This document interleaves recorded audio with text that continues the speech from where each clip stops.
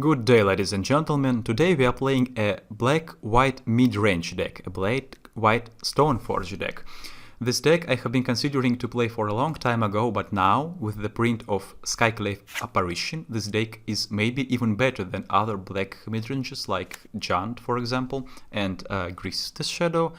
So this deck is trying to do a very simple thing to disrupt your opponent's hand with discard spells and Liliana, to kill their stuff with fatal pushes and brutalities and chaos guiles and stuff, and to place their own threats. The main difference between this deck and some Giant-like stuff deck is that this deck is really close to the ground in terms of mana base. Like, all our threats are 2 mana spells interacting with something, so no any Bloodbraid Elves, no huge Tarmogoyfs, it's just small creatures doing their job, and these small creatures are getting really immense, equipped by swords and skulls. So what we see here is a lot of 1 mana interaction. Of course, our discard spells, our fatal pushes, and a new addition to these decks is a Cling to Dust. Not that new, but relatively new. This card is really great. It's our card advantage in the late game. It's our way to interact with opponents' graveyards in the early game. Is just great. Stoneforge Mystic, one of my favorite magic cards. That's able to find us some useful swords and just a generally good threat to deal with. Collective Brutality is another piece of interaction, which is especially good with our Lingering Souls. Scholar is a nice card. It's a small threat and a discard spell at the same time, so really we don't have 9 discard spells, we have 13 discard spells. Just think about it, 13 freaking discard spells. Apparition is really sweet in this deck. It's a sword carrier in potential, but it's actually a way to deal with Leyline of Sanctity and Snaring Breach, so all the stuff that was really problematic for this deck before Skyclave Apparition got printed. Our usual stuff, Liliana of the Veil, one of my another pool of favorite cards in Modern. Chaos Guile is just a great card against all aggro strategies. It's an additional Grave Hate, so we have literally 4 Graveyard Hate cards main deck, and it's great against Boggles also. It's just an edict that's not targeting our opponent, and when we deal with a Dread Arbor, we can just fire off Chaos Guile and punish them really heavily. And Lingering Souls is just a mid-range card, a carrier for soul, a ideal pitch target for a Collective Brutality. Our mana buzz is just really a straightforward one. We have some Canopy Lands for an additional value, we have some Shambling Vents, life gain is extremely relevant right now, and we have a sweet singleton of Castle Locktwine and our immense and our really monstrous card advantage engine in the late game. And we have a couple of Field of Ruins just because we don't have a lot of 3-colored spells or something. We can afford ourselves playing 1 or 2 colorless lands. In the sideboard we have another removal cards for removal heavy matchups. Path to Exile and is splitted with Blood Chief's Thirst in case we are facing humans. I don't know. Original lists are playing 2 Path to Exiles. I'm not really a fan of Path to Exile and Assassin's Trophy in this kind of decks just because it's extremely anti-synergic with our Liliana of the Veil, our Thoughtseize, and our sort of Feast on Famine, because if opponent has more lands, it's more easy for him to play out his cards rapidly, and after this our discard spells are just not so valuable, right? And this is a new printing, Blood Chief's Thirst. It's a really nice removal, especially in the late game, but even in the early game it's able to do something, so I'm going to try it. Another Brutality, some random Graveyard Hate stuff. Personally, I'm a hater of Surgical Extraction. I'm just trying it right now because this landless deck is popular. Maybe, I don't know, just hate this card in non-Snapcaster based decks or non-Phoenix deck, something like this, where Surgical can bring some additional value. Rest in Peace is just great. I don't know, some lists that I have seen recently don't play Rest in Peace. I can't understand why. Like in matches where Rest in Peace is great, you're not really looking for a Lingering Souls cast. You don't have Ren in 6, you don't have Tarmogoyf, so Rest in Peace is just great. At least I suppose though, okay? It's great because I have said that. And another apparition. Maybe this card is too clunky to bring in fourth copy to the main deck, but maybe, I don't know, just a type of situation where I don't really want to cut anything from my main deck.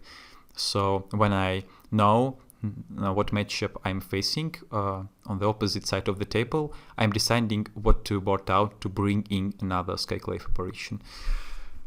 In this league, I'm going to test this card a lot. I'm going to bring it in some suboptimal matchups for this card, just to find out, is it that good or is it just a mediocre? I guess it's that good, guys. I really guess it's that good.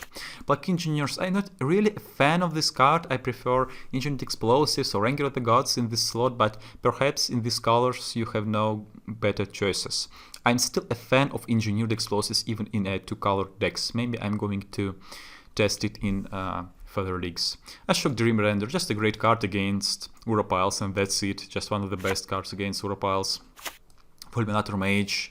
We don't have Cleansing Wildfire, we don't have Pillage, we don't have Boil, so we have to struggle against Veil of Summer, but that's it. I'm not going to start any league without a Gravehead in my sideboard. And the last thing is a Sweet Guile Singleton. In some matchups this card really shines, like in the Meal matchup, in Grixis the Shadow matchup, just in any Shadow matchup, I mean. In midrange matchup it's not the worst one, especially if they have some first drops. So yeah, let's run it through a league. I hope you stay with me. So we are on the play in the game 1. With not a pretty good opening hand, without any early game interaction, so an easy mulligan. This one is a bit better because of the Fatal Push and creature-oriented metagame that prevails in MTGO right now. So I guess we're gonna keep this. And anytime this hand is better than a mulligan to 5, opponent begins with 6, or with 7, sorry, but it doesn't really matter. So what we should send back?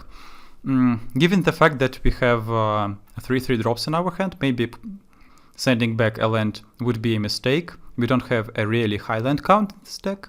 Maybe we should just send back Lingering Souls. I think it's alright here. And one of our lands is a Canopy land, so it's not really a land slot. It's more about an late game draw a card mode. So let's check what we are facing.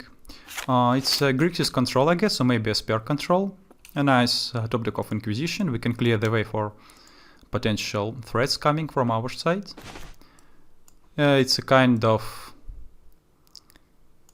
Dimir or a Grixis control, I guess, given the fact that besides discard spells, we also do see a Cryptic command here.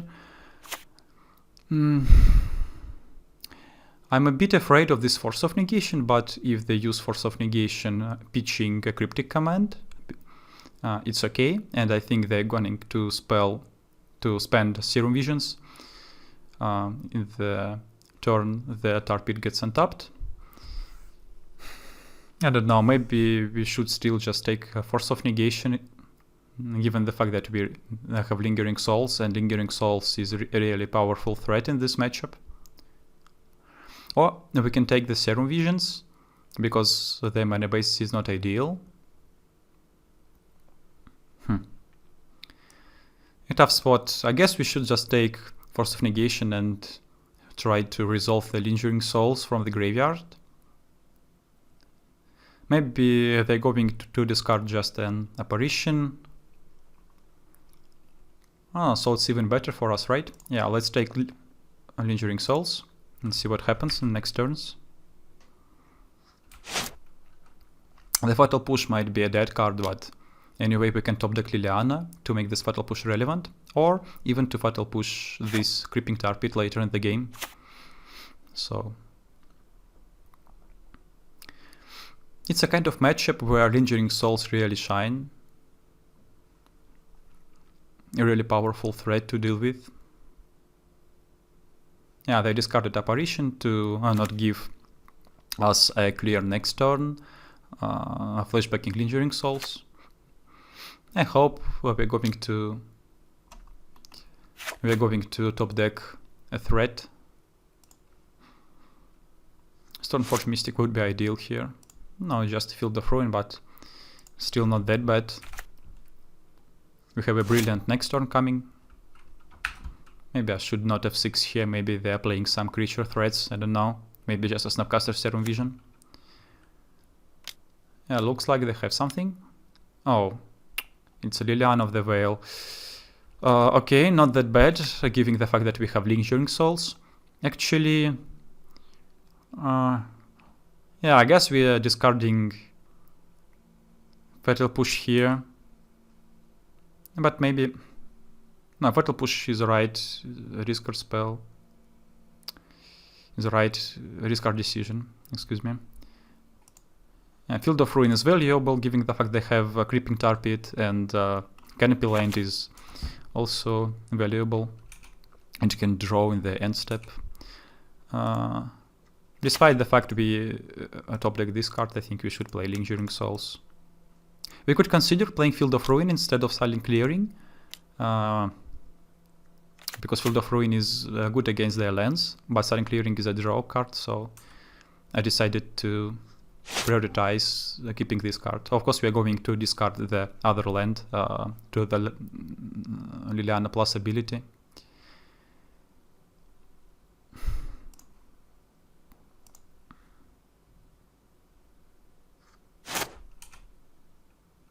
Oh, nice. It doesn't take a Cryptic Command, but it looks like they have some other spells in their hand, because they did not play a land this turn. So let's start from Inquisition. Maybe we should start from attacking, not giving them any information. Yeah. After an Inquisition cast, we should decide which line is better, to flashback Lingering Souls or to play Tide's Hollow Schooler.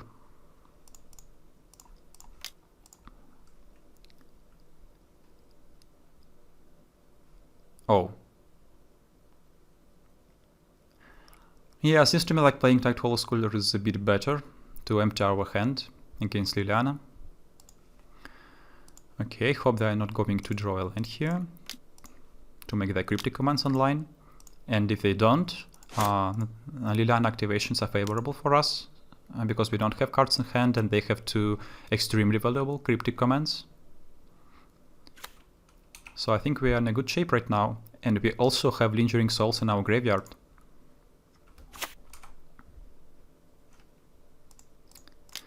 In an annoying way, MTGO shows cards we see in their hand. Yeah, we gave them an opportunity to use the Field of Ruin in a valuable way. Doesn't really matter, I guess.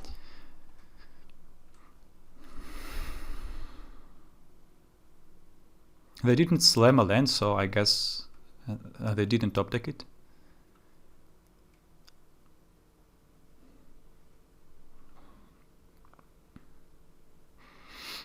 Don't see any actual reasons to play Demir right now.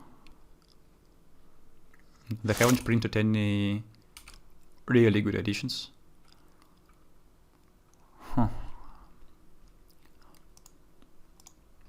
Actually, I wanna use Brutality first to see whether or not they have a Snapcaster Mage.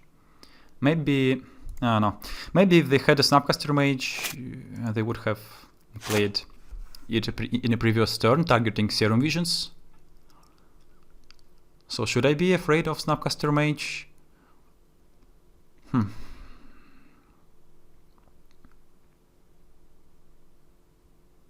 Maybe they're going to bait me, so like making me feel they don't have it, and then block a Tide Hollow Scholar.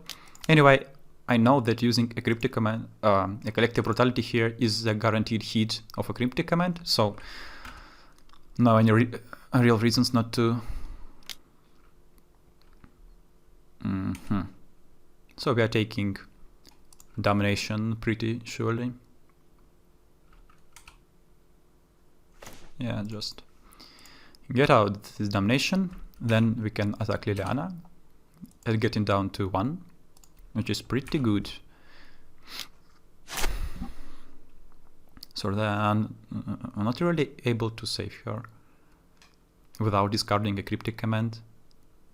And I think it's alright.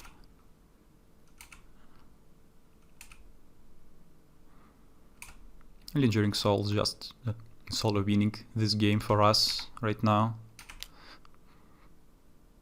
Sending both to Liliana in case they have a removal in hand. Yeah, Liliana is away. So, do I want to flashback Lingering Souls? I guess actually not that desperate. They have to deal with these two tokens and we are not on a clock still. Serum Visions is a nice top deck for them. Sculpting the upcoming top decks is extremely relevant at this situation, even if they don't have a land coming up right now. Oh, Draxclick Shores in a cryptic command. Liliana of the Veil deck really like... yeah, actually playing Force of Negation with the Liliana of the Veil is a bit of mis-synergy, I guess. Oh, another Lingering Souls, wow. We're going to play it for sure. Even if they're playing a Cling to Dust, which I'm nearly sure they do. Now they're going to have two targets and they need 5 mana to deal with both of them. And they don't have a cryptic mana up still, so if they have a force pitching the cryptic command, I'm still okay with that. If they have mana leak, a bit awkward, but I don't know, actually playing mana leak in this kind of deck. Oh, Drone in the Lock makes a lot of sense, but anyways, Lingering Souls remain lying in our graveyard as a resource, so... Jesus.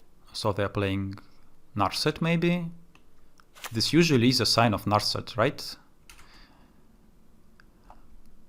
Do I want to bait them with Lingering Souls, or do I want to use a Thoughtseize now? Actually, if I Thoughtseize now, they're just using a Cryptic in a counter draw mode, and they are untapping with a Cryptic and 2 mystery cards. And yeah, I think we should just bait with this Lingering Souls to see what's coming up.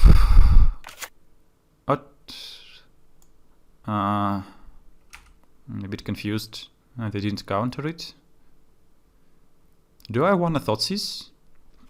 I don't really think so, right? Because if I use a Thoughtseize, they just fire up a Cryptic command? Really? Like, I'm done in understanding what this player does. It's extremely confusing.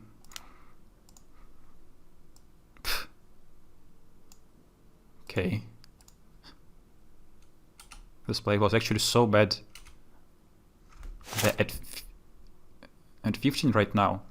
At 15. And not counting my Lingering Souls in this situation is so awkward.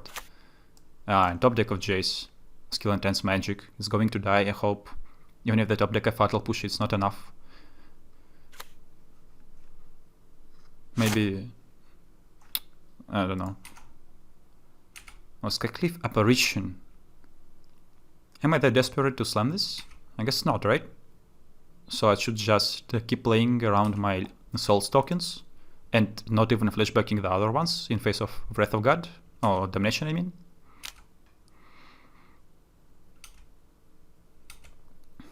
Yeah, I'm ahead in resources. If they top deck a Narset, things are going to be a bit awkward, though, if I don't cast an apparition. No any sense. Maybe I'm a bit too patient right now, but a patient line is more suitable for me, I guess. I usually take it if I have a choice. Looks like a Damnation cast to me. Or another Jace. Yeah, Damnation. A smart play from my side, and not to jam any other threats. We still have one card in hand.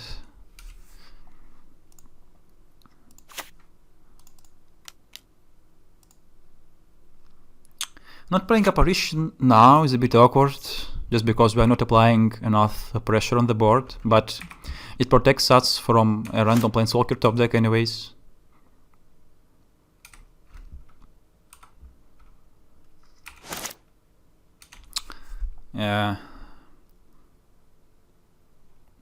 Don't see any desperation to play Marsh Flats.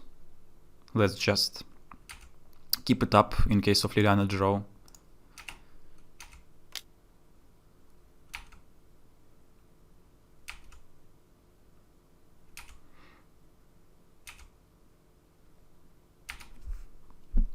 Could have fetched a March Flats, but didn't do it for some weird reasons.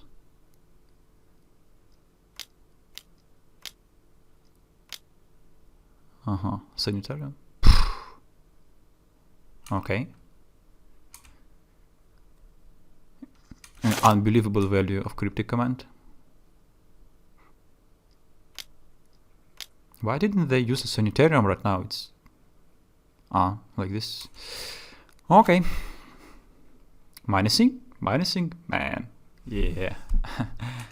Lingering souls themselves. No comments about them anyways. So awkward.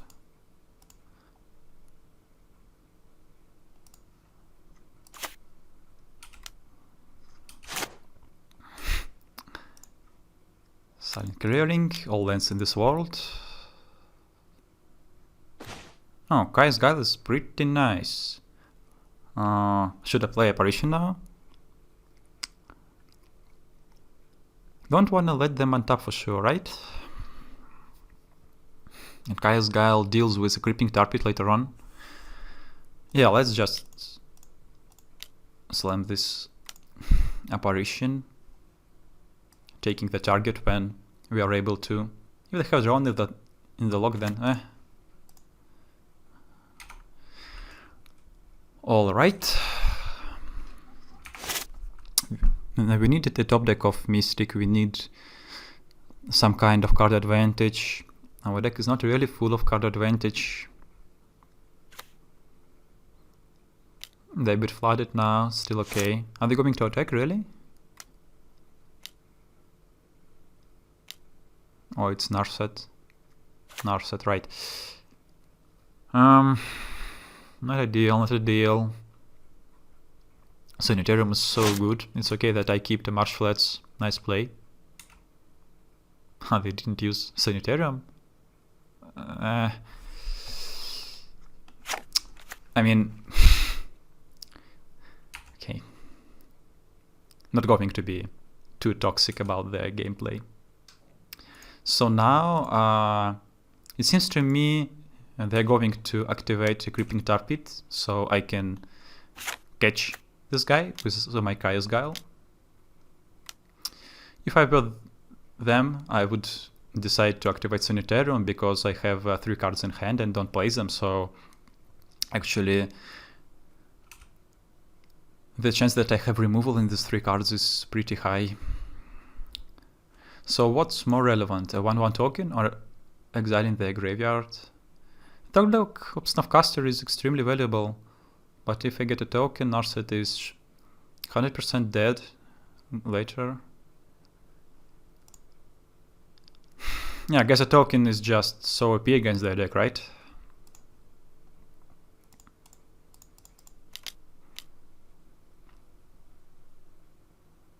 Still, I'm not going to play my land or play my Scholar. It doesn't apply great board pressure. Are they going to activate Narset? That's the question. The only bad situation is if they top deck a discard spell, but it's generally a bad top deck for them though. So I don't really overestimate this situation.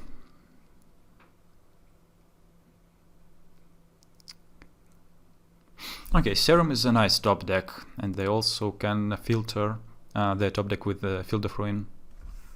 And they have a Giga Rich Sanitarium.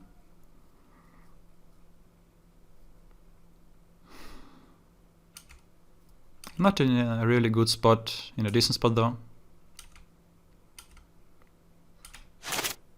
No, Inquisition. So let's start from Inquisition, trying to figure out what's happening. Maybe they're going to activate Sanitarium right now. No? And just really not any way to not activate this in my draw step. Marsh flats. I mean, blue-oriented deck playing marsh flats. Man. We're a bit low on timer, so I need to...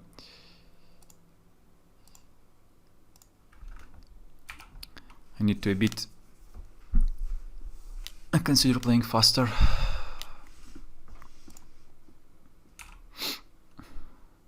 I decided to do this even in face of a potential removal just because... I'm not really scared of Narset staying in game. I still have a 1 card in hand, so it's not a complete lock. Maybe it was a mistake though. Maybe I should have sent both creatures into Narset. Didn't matter, fortunately.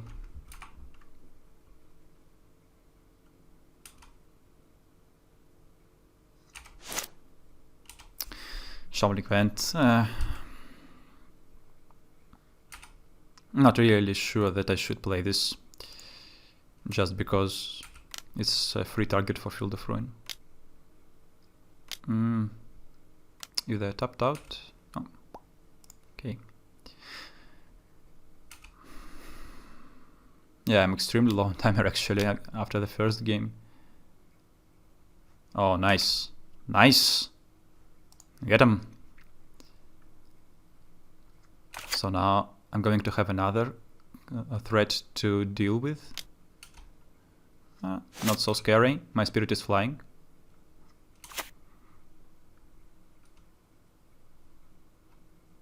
Illusion is not that relevant. I have a lot of removal spells in my deck. Oops, misclicked. Yeah, maybe it tries Hollow Scholar is okay after Sanitarium use. They have discarded Fatal Push, right? So they have a Damnation. Narset. Got them. Okay. So now we are in a top deck mode, but they have Sanitarium. I wish it was a Fatal Push. Are they attacking? Okay. Thoughtseize. Nice. Let's start with it. If they have Cryptic, they at least don't... Oh. At least they don't tap my creatures. I was mentioned to say. He targeted a drone in the lock. A bit awkward. Okay.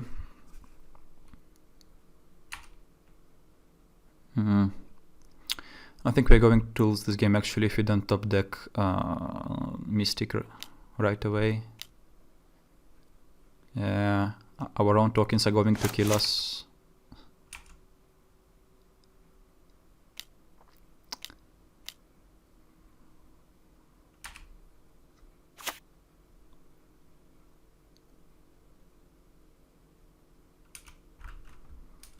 Now we are in an Narset lock situation. Oh, he's attacking. Really? Draw step. At least use Sanitarium now, man. Use Sanitarium. He didn't use Sanitarium. Jesus. Oh, he's so bad. He's so bad. Do I want to activate Shambling Vent? I guess not.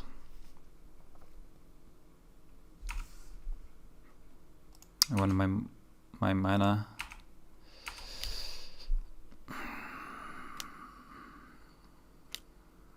Other Snapcaster Mage. Okay, target. I think Spirit is more relevant than sacrificing a creature for them, right? Exile opponent graveyard, create a Spirit token with flying. Okay.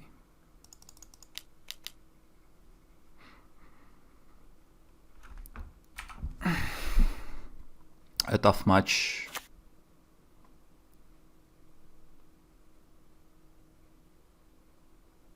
I think our opponent has done some really suboptimal plays, but still winning. the truth about magic, right?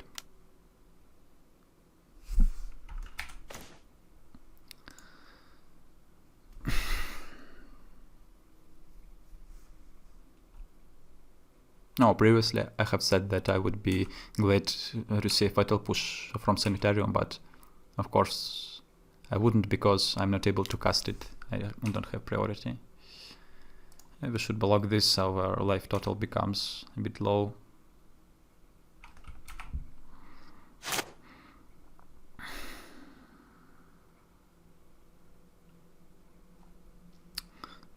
Attacking before using Narset, those players.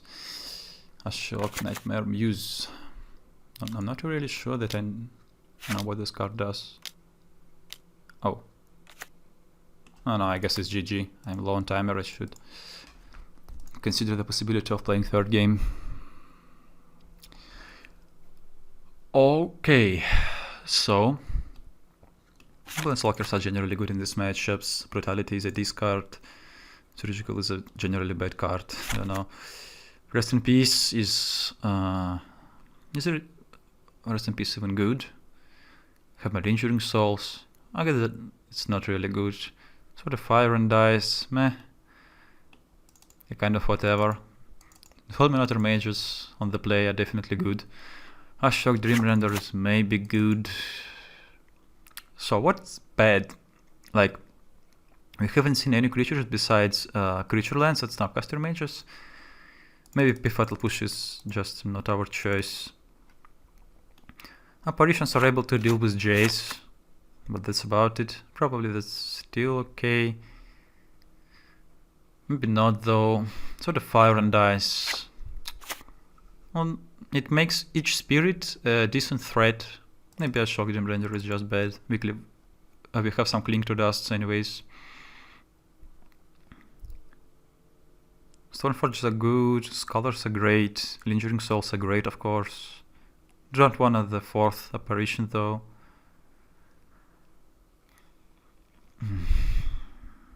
Maybe I should just trim Sword of Fire and Dice. Maybe Sword of Fist of Fame is unnecessary, but it's applying a good pressure. Let's get rid of Sword of Fire and Dice. Kai's Guiles are great, right? Maybe the 3 Brutalities is a lot. Don't really think so, but we should cut something and all other cards are better. Apparition though. Apparition is still great, right? No way I got Apparitions. Considering I wanna test this card a lot in as much situations as I could. An awkward one lander.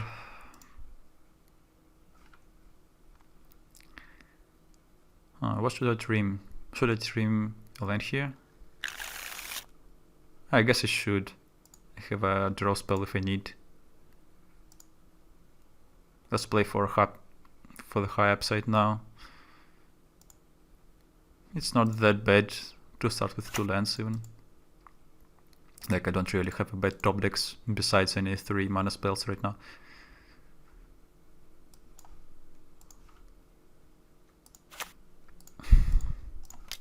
What do they have? Ashok Nightmare, Ashok Nightmare Weaver.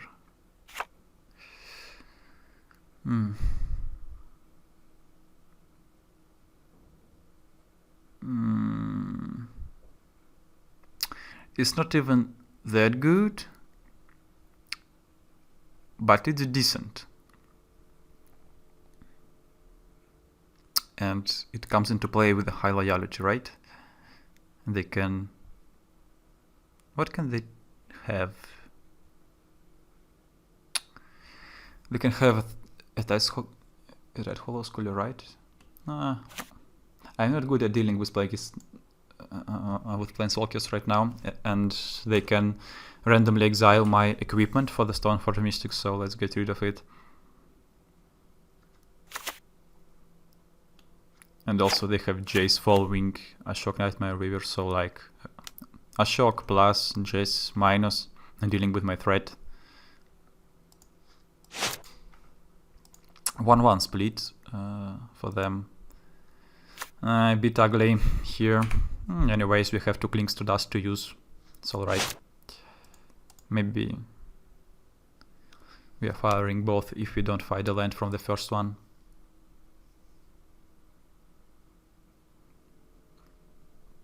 Cling to dust is such a powerful card, really. Okay. So let's fire it up, targeting Serum Visions. It's not a land. It's not a land. So maybe finally land. Awkward. Happens. Let's just see what have they scried on top. Some interaction spells, I'm sure.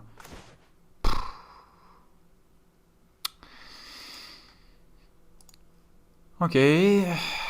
Okay. At least they don't have a way to deal with lingering souls. That's alright. A Shock Gem Render is scary though. Have the milled. And Butterskull doesn't really matter in phase they having a shock.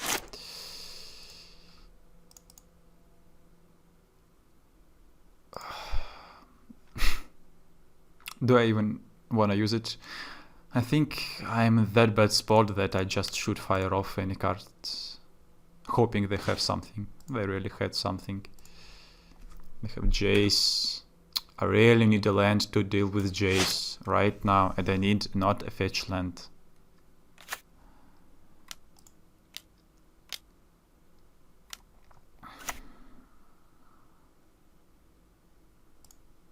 I don't know anything about their hand right now.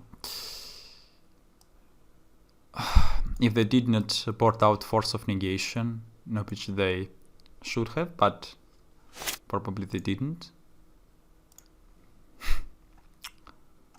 Okay. No land in like 7 cards, right?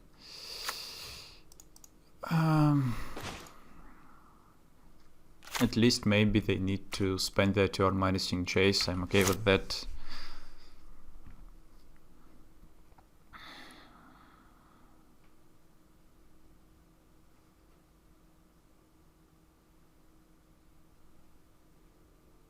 If they don't, well, let's just hope that apparition into Lingering Souls into Liliana would be enough. They didn't play fetch land, so maybe they're happy with cards they have. Maybe they're going to use Field of Ruin. Oh man. Yeah, brainstorming. What I'm talking about, they have a blocker. Blocker for Jace. Not going to attack really. Right? Maybe though attacking forces them to block, and if they block, if they don't have mana up, I'm sure they have some kind of counter spell, but Don't End the Lock is not really online. It has some mis-synergy with a Shock Dream Render. Oh, they can activate Sanitarium, I will discard a card and they can... Oh, they still can't, right? It's a 3 CMC, but maybe they're just calling up a Cryptic. Yeah. I'm going to attack just to force them to tap out. I really need to resolve this apparition.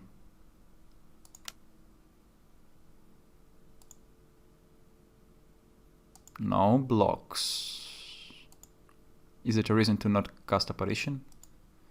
Oh, if they have Cryptic, I have already lost, right? No way I can win if they have a Cryptic command.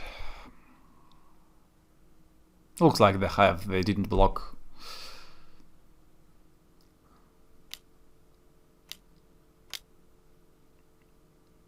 Yeah. GG. Let's see, maybe still not, but I nearly can't imagine a situation that I have not lost yet.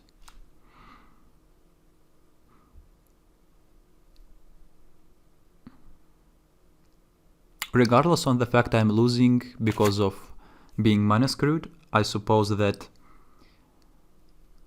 trimming a land was an okay decision under the circumstances. Maybe a bit greedy, but I have 23 lands and 21 land remaining in my deck. So they have tapped blocker, representing a removal spell, or they have just messed up. Let's check. So Snapcaster Mage trait is still okay for me. They don't have a good target in the graveyard.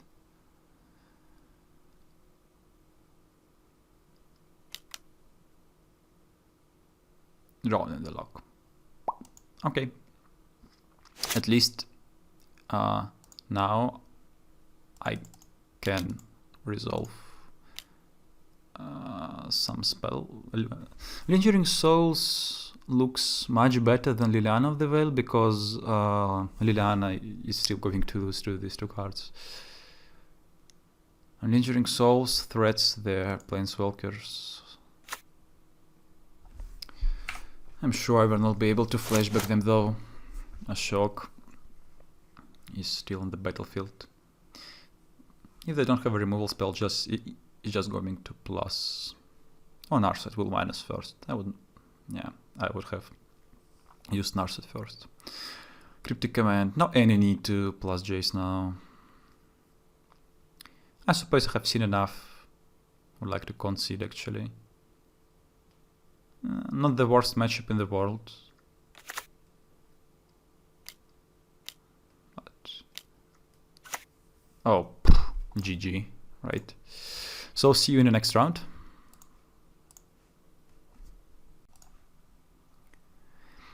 An interaction heavy hand in a game 2 on the draw. Maybe I should keep it because I have Liliana, I have interaction for all types of matchups. So don't really want to mulligan this hand. We don't have a Branded 6 to kinda unmulligan us. So let's just see what's going on.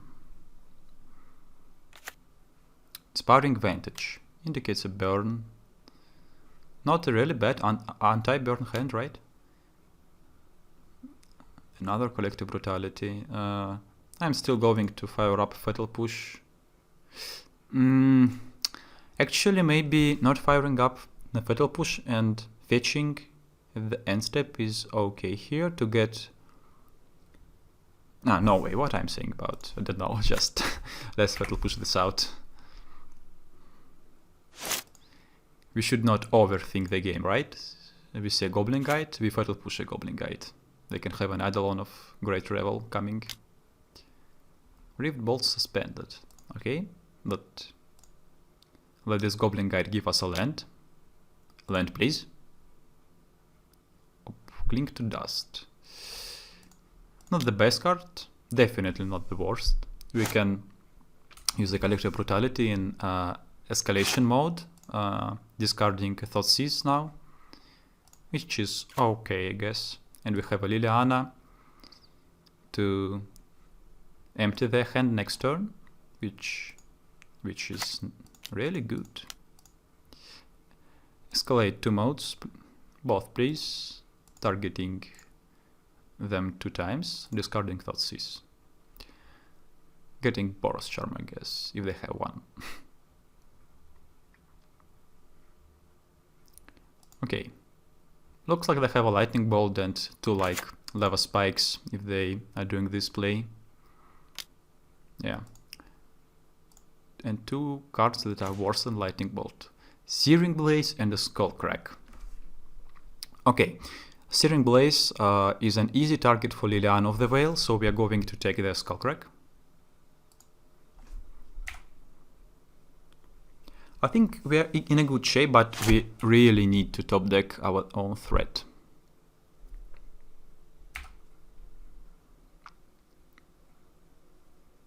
Classic Burn is not a common visitor nowadays in leagues. We usually face up some kind of prowess decks. I'm interested in, are they keeping a land in their hand for Liliana properties. Yeah, just discarding Marsh Flats is okay here. We don't really need this land.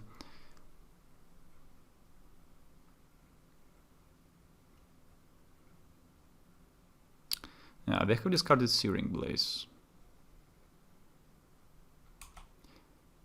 And they didn't fire anything. Okay. Let's find out what are they keeping. Discarding...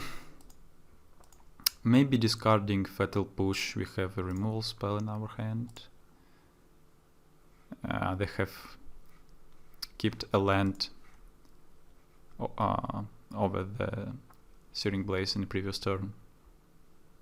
A bit weird sequencing. Yeah, just use this now to try to find... No. Okay. So now we are in a top deck mode. Our Liliana's ultimate is coming pretty soon, and they're a bit flooded. So now our Field of Ruin is a strip mine. Do I want to shock myself to use Cling to Dust? No, what I'm telling about, just don't overthink the game, guys. Don't overthink the game. You're playing against Burn. Not shocking yourself when your life is 13 is basically giving them a turn of top decking a bolt. So Kai's Guile. Do I want to plus Liliana now to keep her alive and then ultimate? I guess not. I guess I won all these cards. Ultimate is not even that good here, of course. Okay, so now let's gain some life and get a token.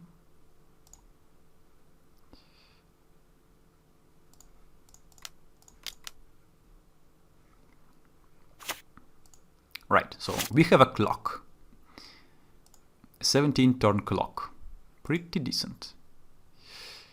I guess I'm still not going to plus Liliana, I'm going to Cling to Dust in the end of their turn. Maybe should Cling to Dust now to try to top deck a Madland, right? Yeah, I definitely should. Or maybe top decking Badland to discard to Liliana. Stoneforge. Alright. Stoneforge is pretty good, guys. Butterskull is the thing against all these red decks. I want a Butterskull. Yeah, so nah, still not going to plus, just plus really does nothing. The only good ultimate is like separating an Eidolon of Rhetoric, of a Great Revel, excuse me, against all lands, but I just have lots of removal.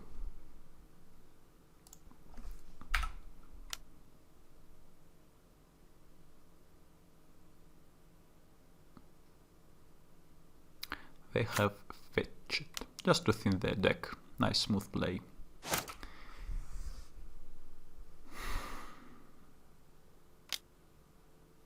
Rivet Bolt suspended. Okay.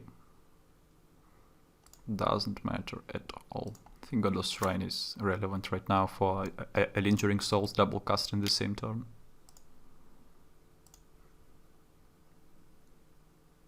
They have a Butterskull coming, so don't think they're able to come back from this situation.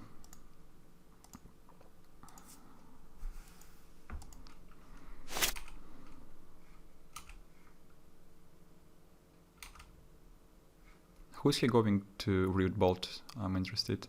My face. Okay. Okay, man. No, top decks. They're not playing any Artifact Hate right now in the main deck, right? No way they play.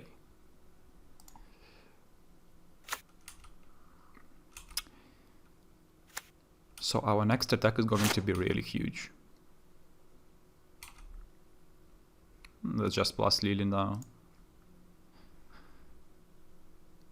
force them to perform some action before our attack.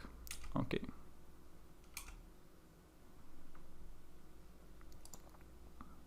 No, of course I should discard other Liliana. Let's cling to dust first. Let's see if we draw a sort of Fist of Famine. No, we didn't. So can take whip on a creature with a power higher than 0, but still in a good shape. Yeah. Alright, Burn. Against Burn we need all removal in this world, but not Path to Exile. Path to Exile is awful against this type of decks. Kaya is... it's worse on the draw, but... we should consider it. Good Chief's Thirst. Yes, please. Collective Brutality also. So we are going to take out all spells that say lose life, right? Good tactics against Burn. Ranging Souls are a bit slow also. Let's just consider cutting some souls.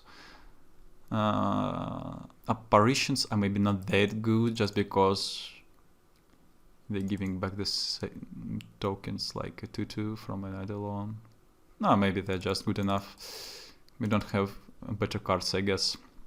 So the Fire and Ice is okay. It's a clock. Fulminator Mages are not that bad against these decks, right? They're playing Canopy lands and they don't have white basics, but we should consider that we are on the draw. On the draw, our mana is not that perfect, right? So let's try Kaya itself. From the top deck, it's able to deal with a creature, and later on the game it heals us. And what we're going to take as our last card? Maybe just a Fulminator Match is okay. Maybe even a Path to Exile it's okay, but we are so heavy on removal. I'm a bit afraid of removal heavy hands that are not going to find their targets, you know. Let's just try this Fulminator Mage. Perhaps they're going to side in Rest in Peace for some reason. I don't actually know for what reasons they're going to side in it. So Lingering Souls can become a bit worse. Alright, let's try that like this.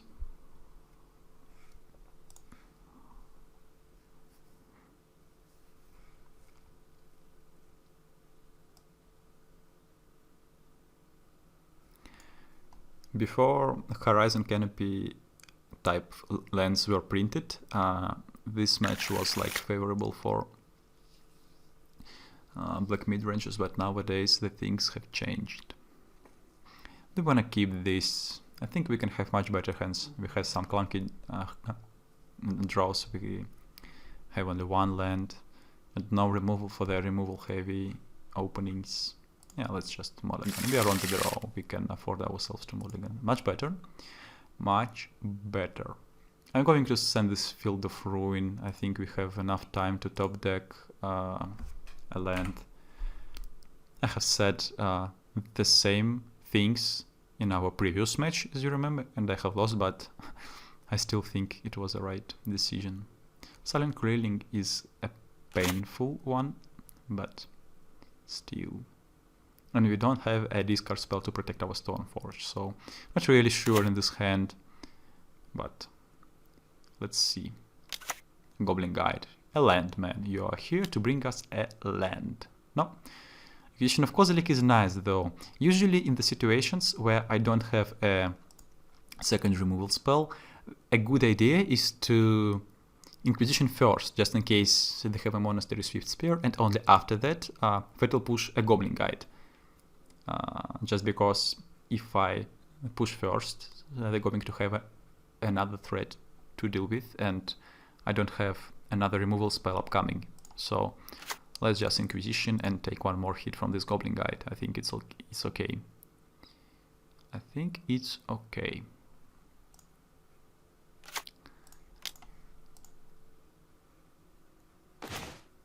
Yeah, they have two more creatures coming up and some Searing Blazes. Maybe they are gonna be stuck on the Searing Blazes. What card am I scared of more? A Monastery Swift Spear or a Goblin Guide? Given the fact that I don't have a Searing Blaze targets on the battlefield, maybe a Goblin Guide is a more threatening creature. So, but potentially, Swift Spear is of course much better card. They're top decking one spell per turn, so yeah, let's just get rid of another Goblin Guide. You should consider them having Searing Blazes while having a choice which modes to activate using Kaya's Guile.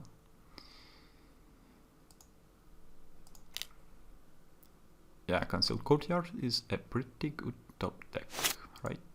I need a Fatal Push now, another Fatal Push. Okay.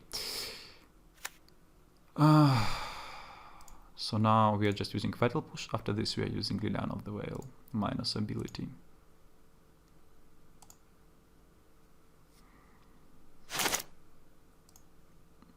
And after this we are trying to get rid of the Searing Blazes in hand. And after this we are going to resolve our Stoneforge Mystic. So a land, a Paintless Land. Collective Brutality, nice! It's the base top deck I could have.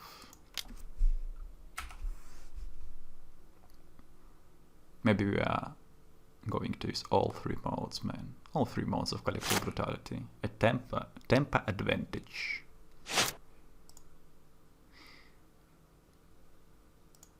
Maybe not though. Okay. Yeah, maybe we are just looking at their hand and... Do I really need this Liliana after this move? I guess I do. I guess I do need to get rid of the Searing Blaze. Yeah. So let's use it like this.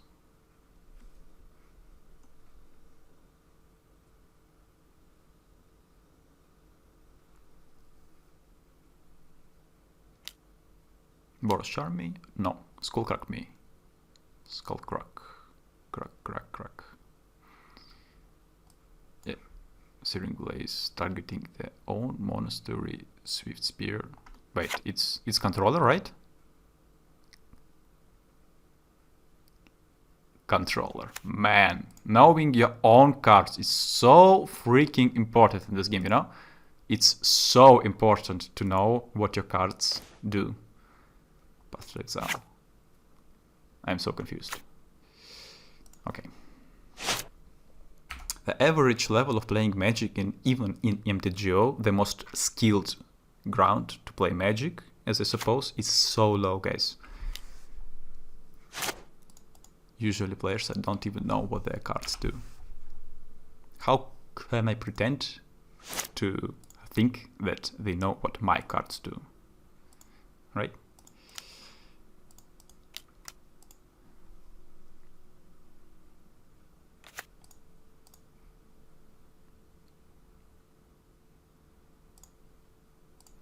Apparition is a clunky card. All these cards are potential life gain, so I have discarded Path to Exile. So what do they have? It's not a land, right? It's Boros Charm. Okay. Not really scared of Boros Charm. Not too scared. Eidolon of Great Revel, please. Oh, a land is even better, right? So now, do I want to play Stoneforge? Yeah, I do want to play Stoneforge. High upside plays are good plays. They don't top deck a removal spell. GG. Don't going to activate this Liliana. No reason to. Path to Exiles, I don't know. I can't even understand this Path to Exiles against Jund, where I have a huge Tarmogoyf to deal with, but against these decks, no any reason to board in Path to Exile, guys. Remember, any reason. If I'm about to just activate Fire and Ice and place it on the Stoneforge and go down to 5, and after this, no, let's just slam this Butterskull. Slam it. Do not overthink the game, as I have said previously, guys. Overthinking is probably even worse than underthinking. At least if you're playing Burn and using Searing Blazes on your own creatures. This guy has overthinked it this moment, or I love those useless cards. Format staples. Spirit 2/2 for 2 mana without abilities. Nice. This is a format staple for 2 mana, guys. Not this one. You see?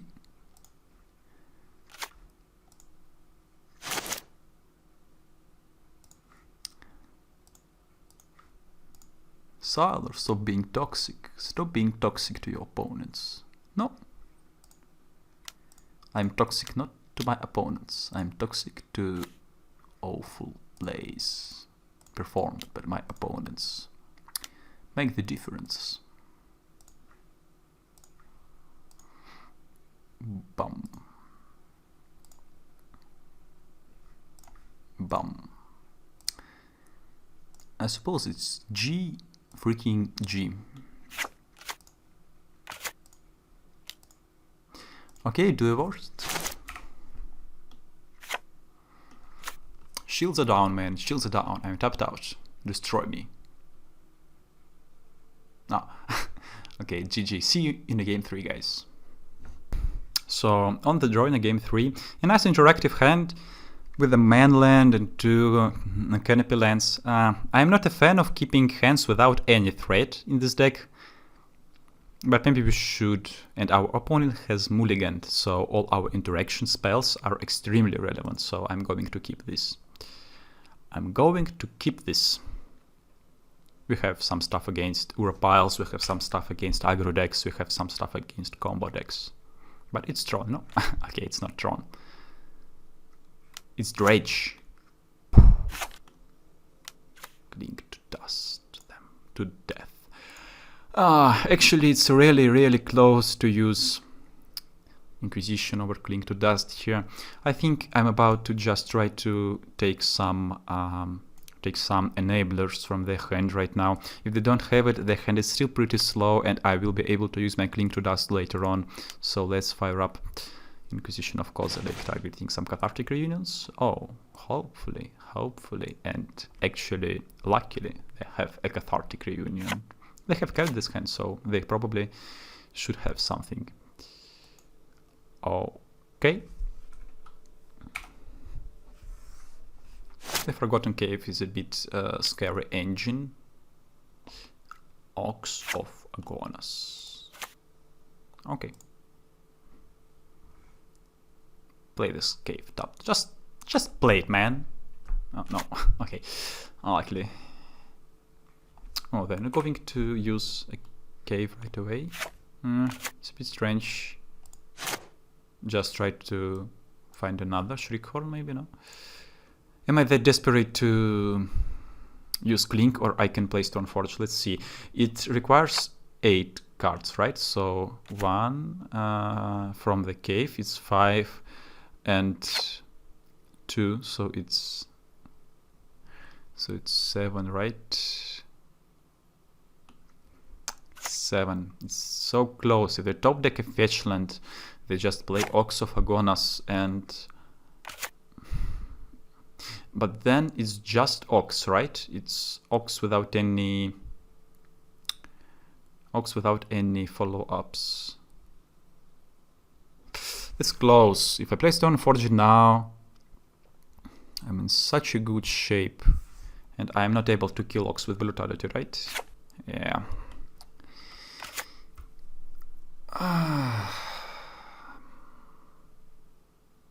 Okay. Yeah, let's just chill and wait. Maybe that's wrong. Maybe I should play for a hub side in a press side game of this tough matchup. That's always close against this kind of decks. And okay. Narcamoeba. Narcamoeba isn't that scary. Alright, 1, 2, 3, 4, 5 cards going on. And then now all the hand, right? Forgotten Cave. Is he going to just play it? I don't know. Okay, let's just get rid of this Ox and don't be too scared for the remaining of the game, I hope.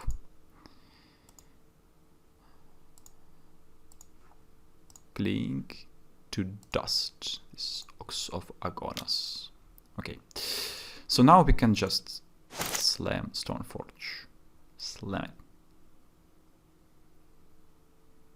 Inquisition, not going to cast this Inquisition, man. Not going to cast this Inquisition. Remembering the hand composition. So let's just take this Butter Skull and pass the turn. Hopefully I will be able to close the game with Butter Skull pretty quickly. A 7-turn clock, right? An 8-turn clock in case of playing Stoneforge, not on turn 2.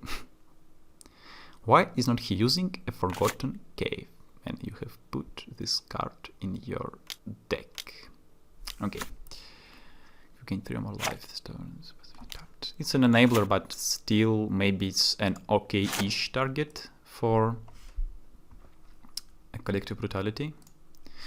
Let's think about it. It's an enabler for Price like Amalgam, but still they don't have the way. They don't have the way to put it into the graveyard.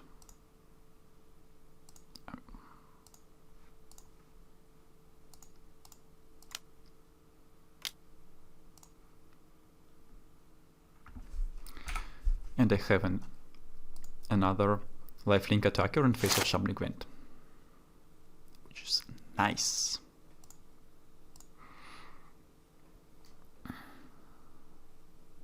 The good news is my life total is pretty high. It's pretty high, guys. High enough not to be too scared of the mid-range-ish draws, like Silver Mode ghouls coming into my face. Another ghoul, just a format staple, right? 3 mana for 3/1. Good deck, opponent, good deck.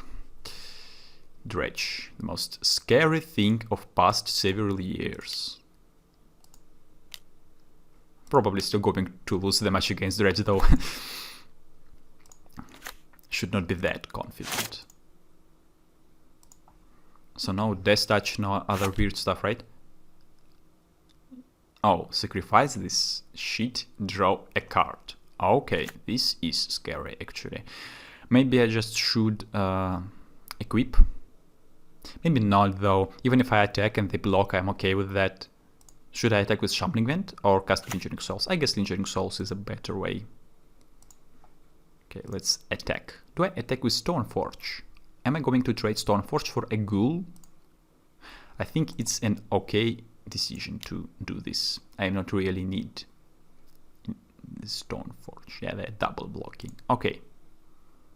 Maybe it's a mistake. I'm not sure. Not sure. Not going to shout out to shame them for this mistake. Maybe it's not a mistake. Just because having a ghoul in the graveyard is alright for some explosive draws.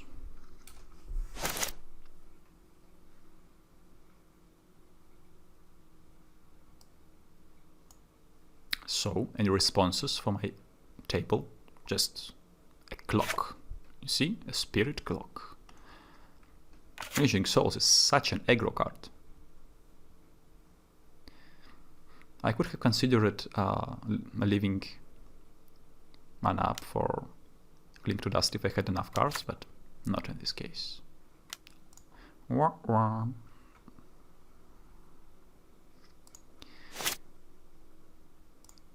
Oh, that's nice. Maybe don't even want to activate Butter Skull now. Maybe I wanna leave mana up.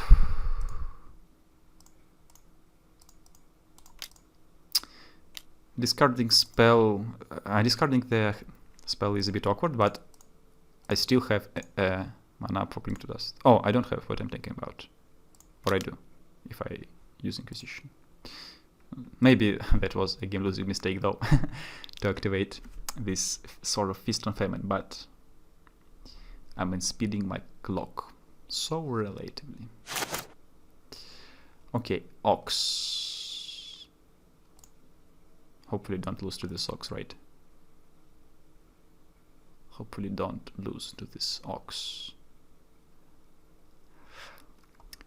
it requires 5 cards, right? So what if I crack silent clearing and I can find a fetch land, right? A fetch land, but they need a really comically good turn. So they need a Oxophagonus, and they don't have any dredge cards, so they have to have a dredger. Does it really matter if they do have this? Not really sure. Okay, I'm just going to equip the Butter Skull. They can have a bunch of blockers on the land, the ground. So let's just activate it, targeting Spirit. Yeah, I have forgotten that I don't have enough cards in my graveyard for click to dust purposes, so it's just recording issues. I'm a bit more focused on what I'm speaking than on the game process itself. We learn from our mistakes, guys. I have done this thing before thinking. I have underthinked the game.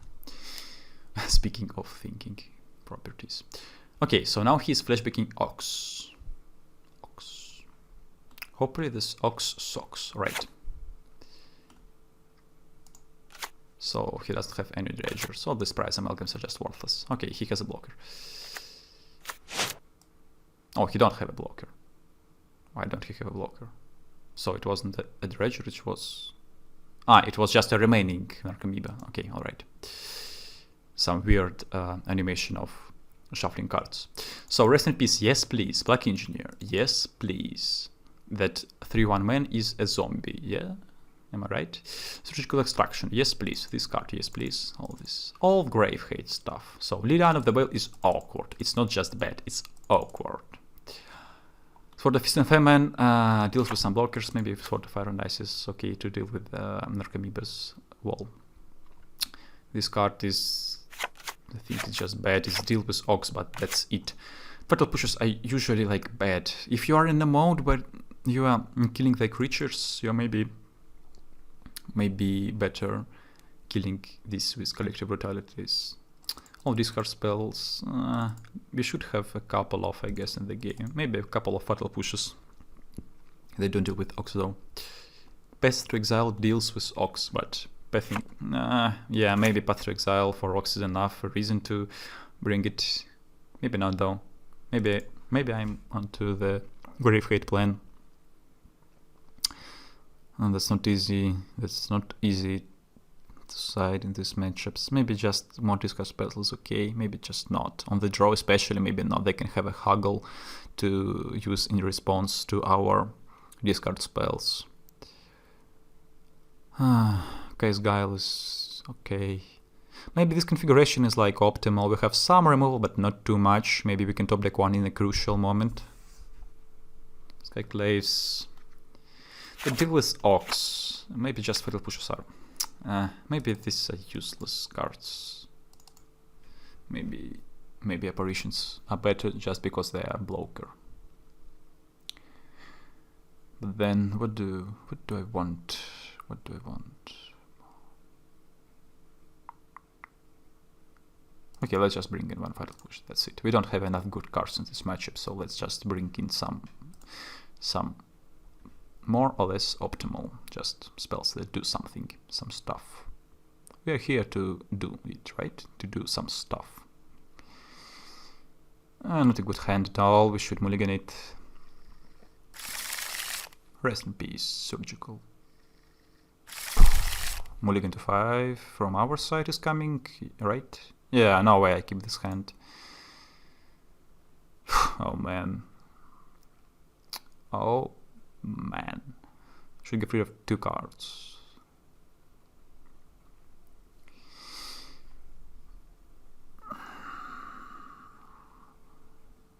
Of 2 cards. Field of Ruin is actually a valuable one against their deck. They don't have that many basics, they can have one in their hand. Maybe trimming a land is still okay, but we have Ashok in our deck. If we trim the land, we make an Ashok and actually bad top deck. Are we leaving Silent Clearing on the draw?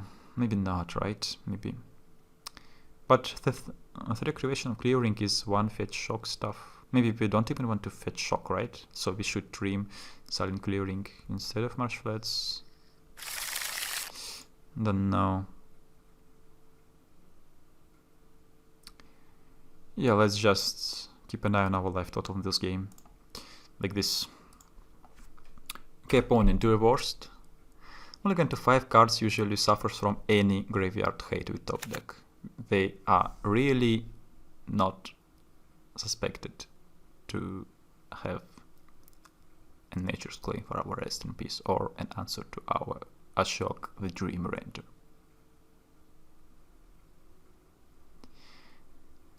They're thinking about something, about a huggle now, maybe, perhaps, possible situation.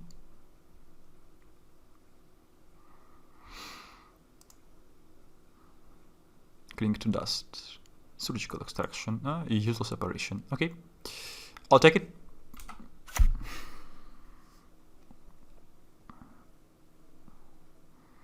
Anyways, there is a possibility that we can just steal this game just with a Stoneforge into a Batterskull. Sometimes stuff like this happens, right? You can just steal some games of these inconsistent builds of Dredge without faceless looting. Mountain. Probably it's the only basic they have. Speaking of Field of Ruin. Maybe they have 2 though. But I can see them playing only 1. Such a slow hand. Maybe just full of Nature's Claims. Sometimes these players keep the hands that do nothing but killing your enchantments. I'm surprised if they have Lightning Axes, but the possibility of having Lightning Axe is not a reason not to play Stoneforge. But maybe we're just playing. It's close, man. They have Lightning Axe. They're going to use it anyways to that Hollow Scholar. Yeah, let's just play Stoneforge. Let's just play for a high upside under the circumstances. We don't have any graveyard hate in our hand, so we're probably playing Stoneforge is all right. But before landing our Batterskull, I would like to be sure that they don't have Nature's Claim. Oh no, Lightning Axe, man. Ancient Grudge. Ancient freaking Grudge. They're still playing Ancient Grudge instead of Assassin's Trophy and Nature's Claim stuff? Seriously? Okay. No Batterskulls. But they still don't have any action, guys. Like, no any action. We can cut them from green mana. That can be important if they're playing... if they're going to play Life from the Loam in further turns. Thinking about their mana base is important in some situations.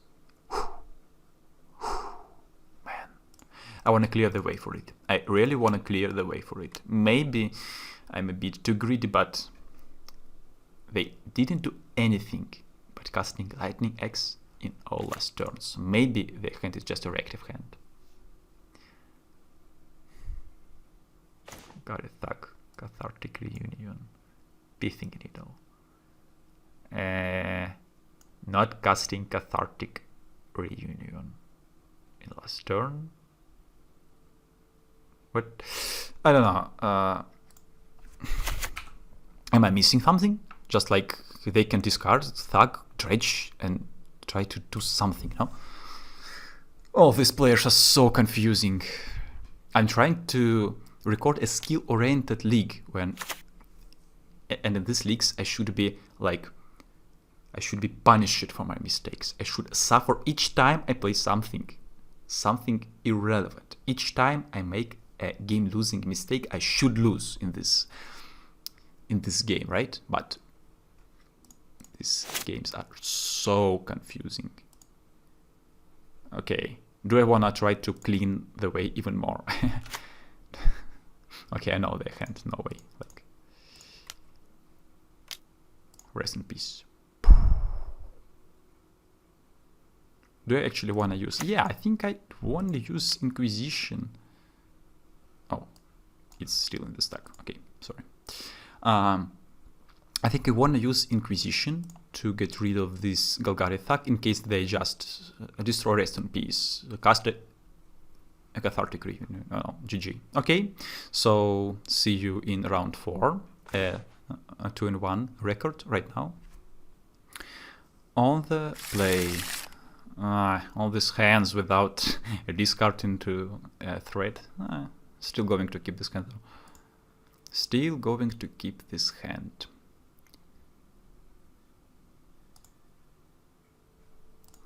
At least we have a mainland. Hopefully Cling to Dust does something in this matchup. Maybe hopefully not, because these matchups are usually unfavorable. Let's see. Watery Grave untapped, tapped. The second Dimir deck. Do you want to know what's going on? Yeah, I think I should just use a Thoughtseize before casting Stoneforge. It's really going to die. Oh, Mill. Cling to Dust. What is?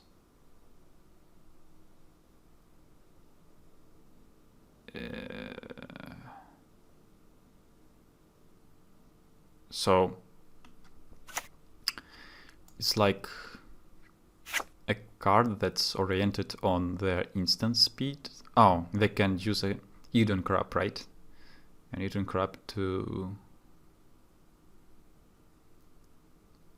a fetch land, I mean, with Eden Crab to mill us in our turn. Anyways, I have a Skyclave apparition. Let's just take this crab. I don't have removal in my hand right now. It can mill us for a lot before I play apparition. Not like for a lot, but for triggers with fetchlands. Okay, Inquisition. Interesting. But if they play this card, I think I'm alright just to playing apparition. So let's gem Stoneforge.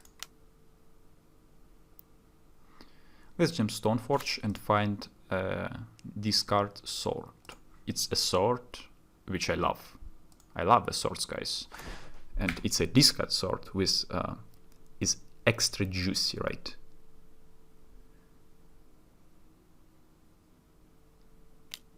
Cling to Dust. Okay. So just play this Sanity and pass the turn. That's all I need. Okay. Eden Crab. Eden Crab. Eden Crab. Alright. Still playing Apparition.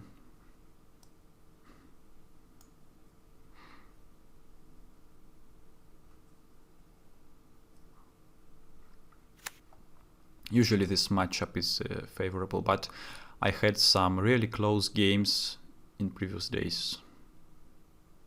Surprisingly close, I mean. Okay. Not the end of the world.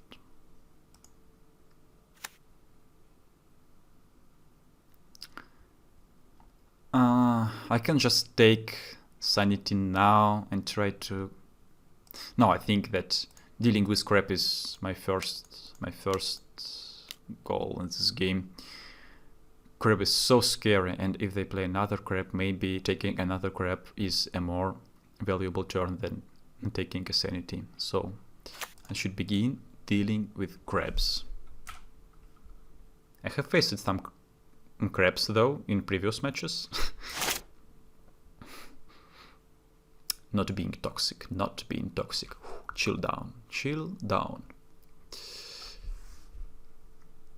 The toxicity. Okay, Flooded Strand. Obor is so hard to find nowadays in the real life, in a paper version, because when Auro's decks begin to shine. All guys just have bought this Obora from all stores. In Russia, I mean. Don't know what's going on in other countries. Why didn't he play an island? Am I missing something? Am I missing something? I mean, fetching is a resource. A resource in deck playing crabs. Maybe he doesn't think so. Not going to shame him for this mistake. Maybe that's not a mistake. You see the power of this card, right? He has a useless, totally useless illusion token instead of a mighty crab that he would take, killing my Deputy of Detention, keeping my other stuff. Synonymical with this deck. Alright, he has used Fetchland instead of an island in previous turn, having crabs in her deck. What a guy. What a guy. Okay, now these tokens are not this useless. I think a 3/3 token is a scary token. My light total can be reliable. Do I want to play a Schooler right away, just as a target for a sword? Perhaps I do, right? And it's a blocker for a 1/1 token, so do your job, man. Do your job. I need to kill crab. Even though he has no cards in hand, he's able to use Obora. So let's just kill this crab right away. I don't have Butterskull in my deck anymore, unfortunately. But I have a Healing Manland. That's okay. Okay. Another Scholar.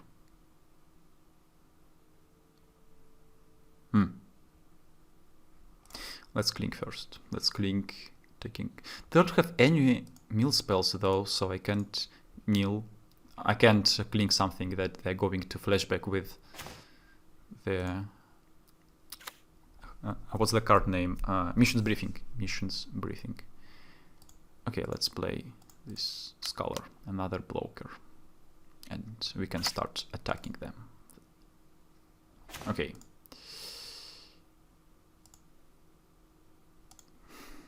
Attack with all creatures. I love this button. I love this button. My hidden burn player is glad to see me hitting this button instead of manually tapping my silly 2/2 creatures.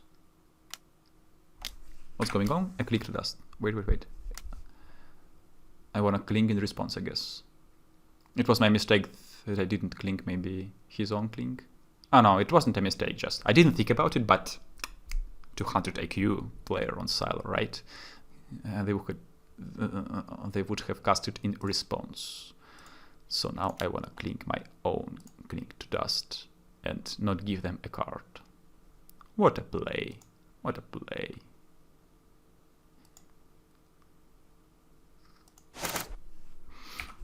My mistakes are coming into a huge 200 IQ plays, guys. Right now, right for you. I didn't overthink the game, right? I have underthinked it, and it was a good thing to underthink. But overthinking usually is a bad thing. Oh, Mesmericorp. Jesus. So scary. Not joking. It's scary. It's just like... It also works with my sort of Feast on Famine, unfortunately. Fortunately, when Lens becomes untapped with sort of Feast on Famine, I also do mill myself. 28 cards, but maybe it's still okay not to pay attention to Mesmericorp. It's only one Mesmericorp, so no way I do this, right? No way I do this. So 28 cards. If I mill myself for a whole bunch now, it's 7 cards more, and after this activation, a huge amount. But if I don't play sword, I'm not able to kill them, right? Maybe I just don't... I don't need to play sword right now. I can attack with shambling. Next turn, play sword, activate. Yeah, I need to apply some pressure. I'm going to lose just from the top decks. This matchup is a bit similar to Burn, but it's not health, which is my main resource. It's card quantity in my deck.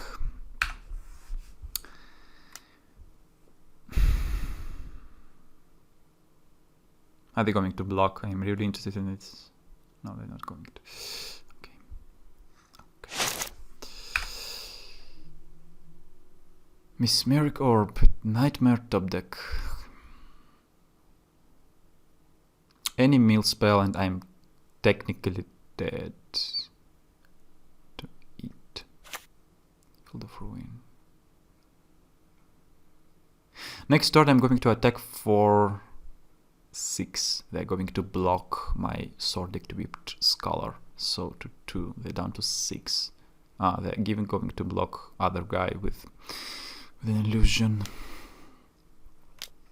They can double block a Sword Equipped guy, actually.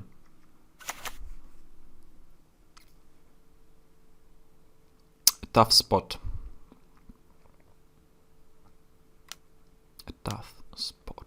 They're not even a meal aggressive mode in this game, just a control-ish mode. I'm killing myself with tapping my... At least my Shambling Vent is not tapped now, so... They have clinked my clink. Okay. Archive Trap. 14. I need to set up for a little for next turn at any cost. I'm going to lose otherwise. So... I need an apparition top deck. Apparition. 3 in graveyard. Okay. So, next turn, if I use all my spells, it's like equip, it's 5, 6. I'm dead, right? Do I have a way to deal with Mesmeric Orb in my deck? Not really. All apparitions are in the graveyard. What if I just flashback Lingering Souls and start attacking? It's 4 attacks, untapping tokens, 8 cards. Yeah, looks like a GG. Okay, I hope I didn't miss anything and it's really a game loss situation. Looks like a game loss situation for me. Maybe I'm a noob. You can write it down in chat. Noob Salar? Nope.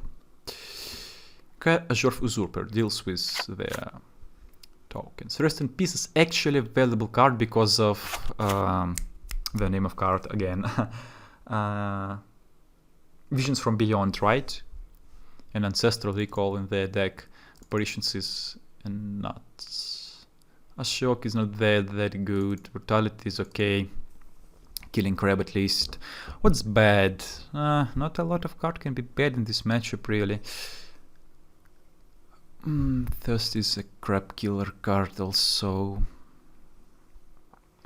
Guy's Guile is not that effective. Maybe it's still pretty effective. Don't know. Lingering Souls, maybe it's a free card when they mill me. A free card. Too tempting not to take it out.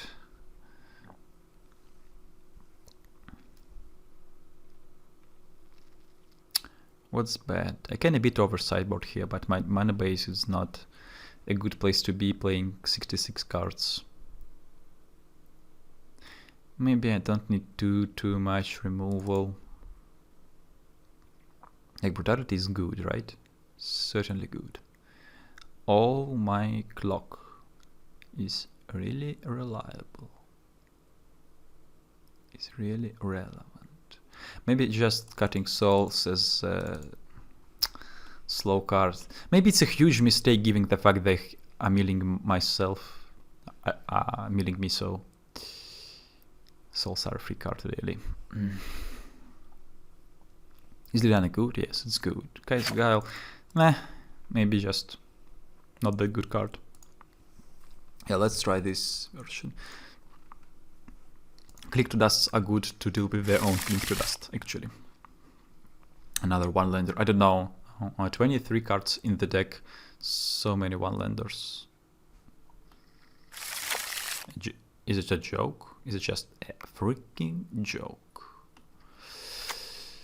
Then mulliganing, I have Clink, I have Inquisition. Mulligan to 5. I'm gonna keep this. I can see this being a huge mistake keeping this hand, but I really want to keep 6, not mulliganing to 5. This hand does something, right? It has a redraw. Archive Trap. Archive Trap. No. Okay. Maybe they're going to do it later on anyways. Archive Trap. Nice. What do I have? Not all 3 equipments. Okay.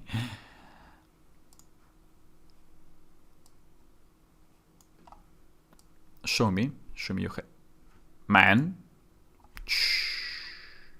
Stop. Just stop. Okay. Ensnaring, useless, breach, Hedron, scary, crab. If I don't hit my land drop, this crab is going to be a huge problem, but I really need apparition for this breach, and 3 apparitions are already milled and they don't have a fetch land, so I'm going to play for a high upside, hoping to top deck a good untapped land. Don't wanna check.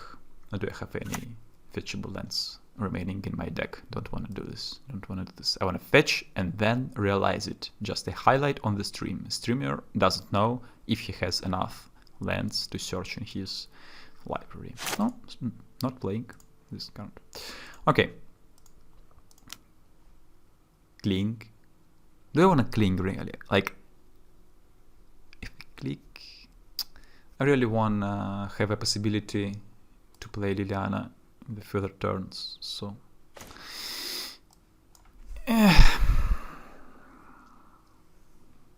an ugly spot to be, and 25 cards in hand in the library. I mean, not a common composition of words. Like cards in hands, right? I need a hand to carry my cards, but now the cards in my library are making sense. Okay. Sometimes these ugly situations happen.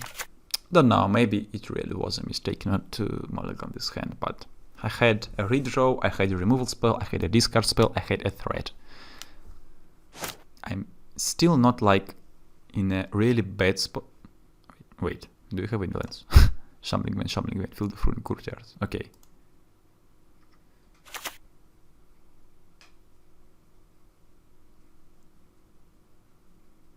Okay, land. Not the kind of land I wanted to see. Okay, so what's about equipments? Sword of Wisdom Famine is here. All other are in.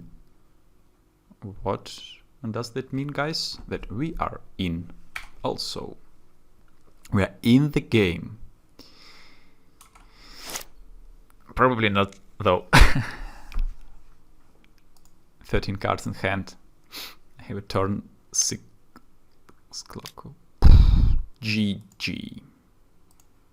Okay, see you in round number 5. Hoping to just end this league without losing any play points. Okay, so in the last game we have a decent hand on the draw, unfortunately, but the hand is really decent. We have lots of interaction. Bloodstained Mire indicates anything nowadays. Let's just figure it out. Fetch for a basic in case they're an aggressive deck like a black-red Death Shadow-ish. Oh, Spare Bluff Canal deck. Well, Light Up the Stage is a scary card. Lightning Bolt is a scary card because it can target our Tidehollow Scholar. Maybe rating a Tidehollow Scholar is okay in this matchup, right? But they can. They don't have really that much cards to kill a Scholar without at least sacrificing their lands, right? On the bolts, and that's it. Lava darts. Maybe just taking the best card is away. Maybe taking light up the stage as a card advantage card is okay. They can use light up the stage. They could have used it even previous turn. Maybe if they like bolt my Scholar and lose the card, his response is okay, so I should just take light up the stage. Yeah, I think I should. Liliana is able to deal with Storming Entity anyways. Bolt me. No. Okay.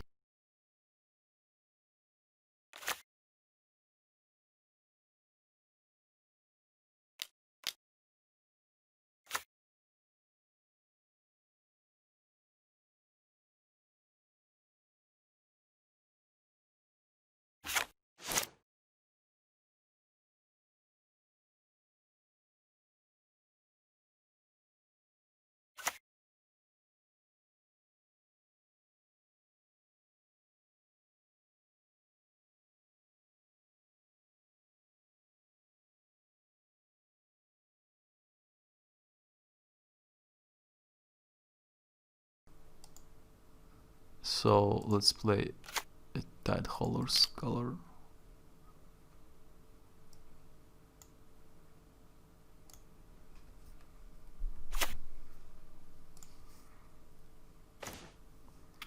Yeah, they don't have anything right now. They have Scry 2 on top though.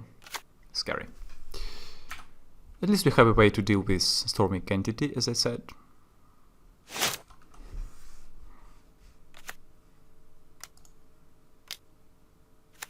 Sprite Dragon. Okay, we have a way to deal with Sprite Dragon.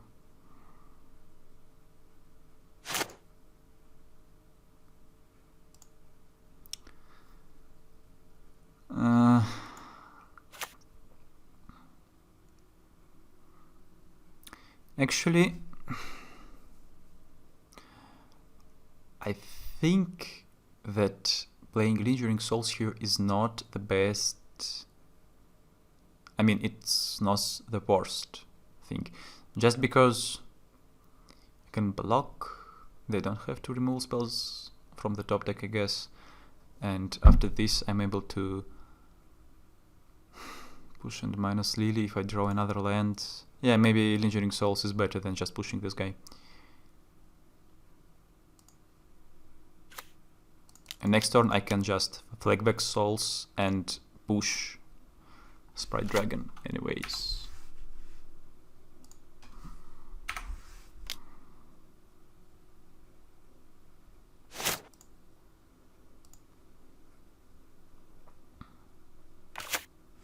Okay, Mountain. Attack me. Attack would be pretty scary. That means that I should consider not blocking the Sprite Dragon at all. They can have any removal spell, so both my tokens die. But if they have a removal spell, I'm taking like... Okay, let's imagine they have Lightning Bolt. So if they have one, I am down to 8, I'm down to 4, and then to 2. Yeah, let's double block. No way I win this game if I don't double block, right? Maybe... The double blocking is just bad. They have any removal. Yeah, let's just do like this. Okay. Yeah. Lightning Bolt. Tough spot. At least I do have more blockers. Blockers. Fatal Push. Do I want to Fatal Push it now? Any reason to? They're not playing any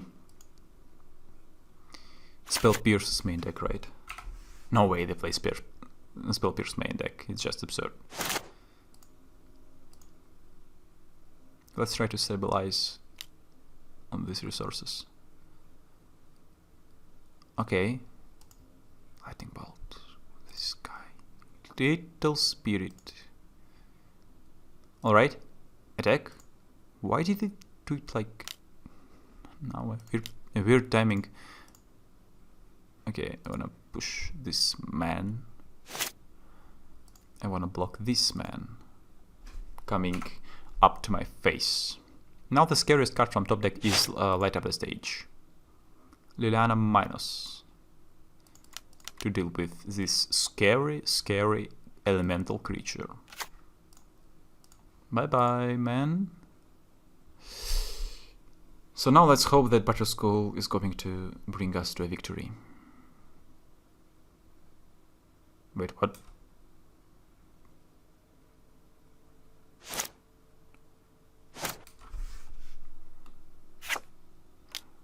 What the hell did I see right now? Didn't they pay attention that I selected a minus Liliana mode? Oh, I'm so freaking confused. High upside play, Butterskull, man. Butterskull for the win.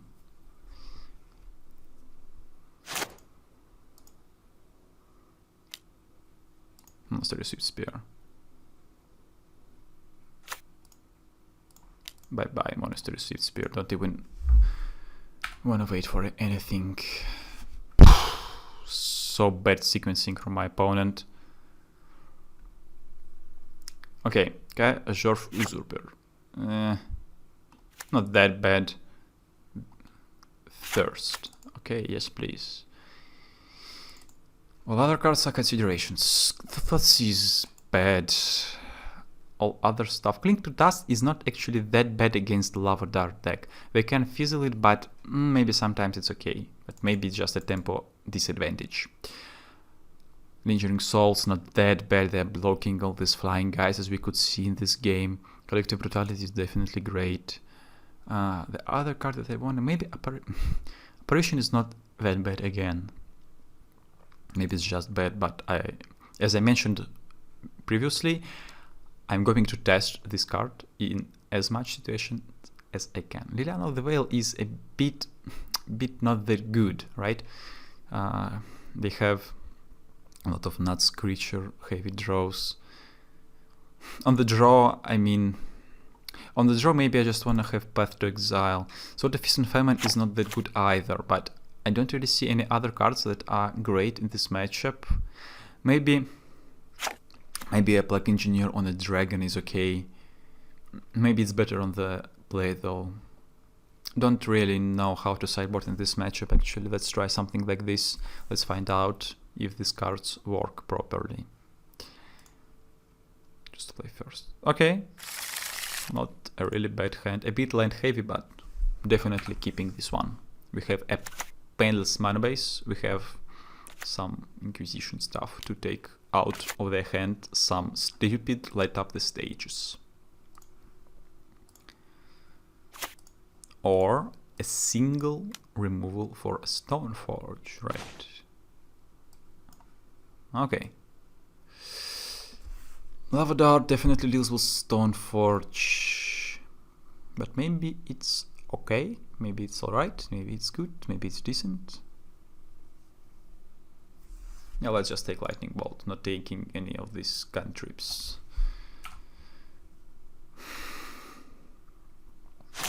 Either sacrifice land, tap another land. I think I'm still in decent shape. Maybe not though. Maybe not though. Opt.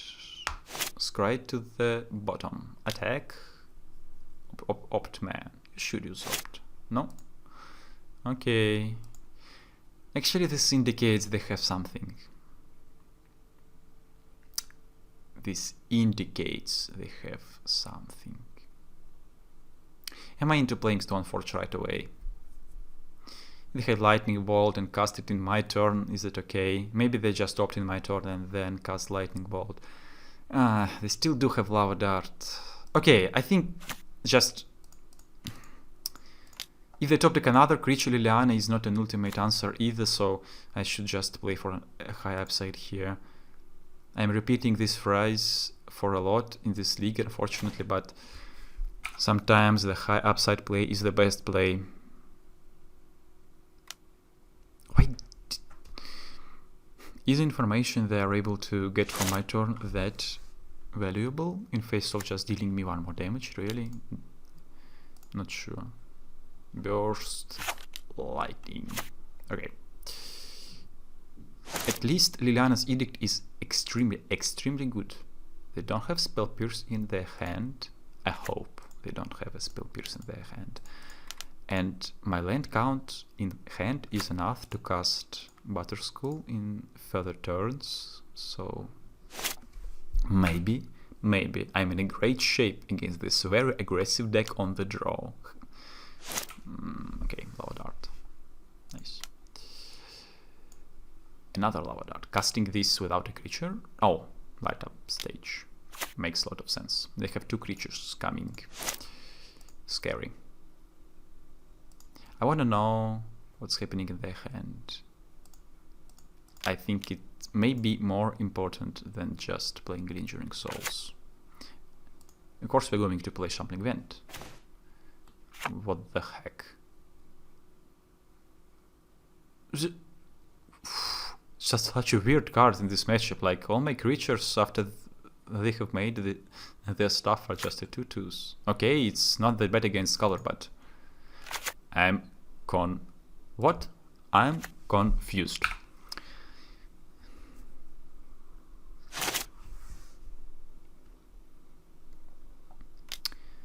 Bad news is that they have Canopy Lands. Canopy Lands are scary. Lava Dart. Okay, Lava Dart. No, they can't Lava Dart. Nice top decks, man. Like, nice top decks. Okay. Okay. I'll take it. I'll take it. They have painfully minor base right now. Oof, fatal push. Okay, I still should play for high upside of resolving this man. It's a man from a capital letter B, a Butterskull itself. I believe that my intonations are a bit cringy right now, though. Excuse me if that's true. Okay, it's a good time to draw like nothing. Okay, a good start. Okay, they're attacking with only Storming Entity. It's a good indicator. Good indicator. So now, do you want to Tight Hollow Scholar them and just attack? Yeah, I think I should just spam a bit. Spam a bit of creatures to play out all my hand now, and only then I will re-equip Butterskull on some other stuff.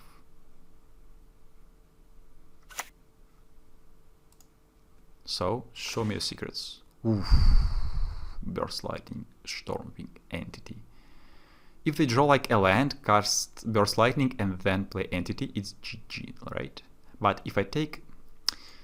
Maybe Burst Lightning is a good take. But... So if they draw a spell... If they draw a God Shot, they are in the game, right? In all other cases they need to draw. Maybe an opt into a land. Yeah, they definitely have some outs, so I just take this bird.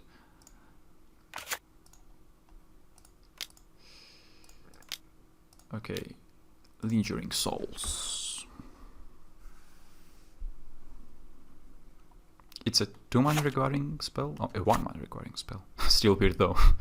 Still weird though. Okay, attack. With only Butterskull. Don't wanna...